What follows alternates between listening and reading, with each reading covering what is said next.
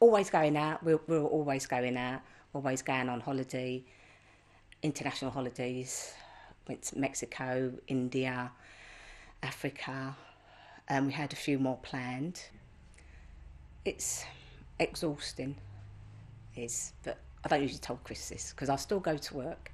I try to go to work as much as I can, just to keep things sort of normal, that I'm not sort of nursing him all the time, so he will sort of get on with his own life.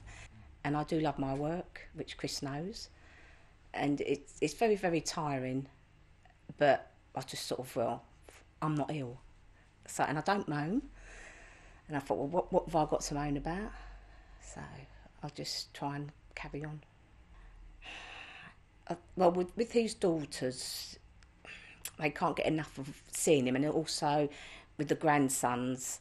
One of his grandsons, when he saw him, well, I don't think he recognised him because of all the weight that he lost, and I didn't think he wanted to go near him, and they were quite upset about the way he looked more than anything else, because he's always been jolly, and he was having a joke that he's sort of taken on tigers when we went on our safari, and I think they just all sort of stared at him and thought, well, he's not Grandad, and they all sort of backed off. I think it's very hard for them to see him like that. One of them said, "Oh, Grandad, how comes your head's got so big?" It's because all the weight he lost. "Oh, Grandad, why is your neck gone all funny?" And "Oh, Grandad," and it was no more questions. Or, "Oh, Grandad, has the cancer gone?" And then we just sort of came home, and you sort of think, well, who do we tell first? And we just sat here and said, well, where do we start? No one's told us. They've just told, "Oh, you've got so many months," and we said, but you've told us you've got so many months, but what do we start to do? We're sitting here and we've wasted a day thinking about what should we do because we've only got months. It was horrible, really horrible.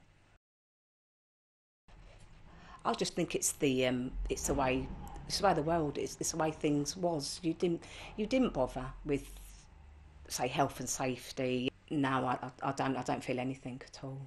I've got no feelings whatsoever. I'd say I've got more feelings now for the people who are in the business now than the ones that are in it when Chris's age. Only because I can see what's happening to Chris.